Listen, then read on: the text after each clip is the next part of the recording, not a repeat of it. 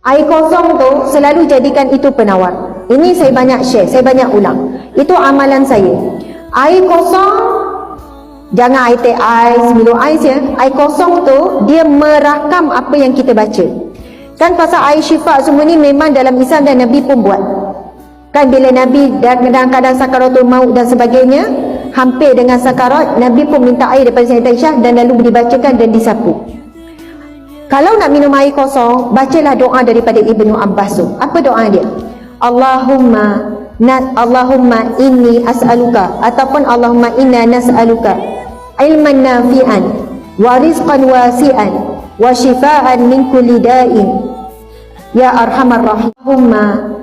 Allahumma inni as'aluka, ataupun Allahumma inna nas'aluka ilman nafi'an wa rizqan wasi'an wa shifaan min kulli da'in ya arhamar rahim.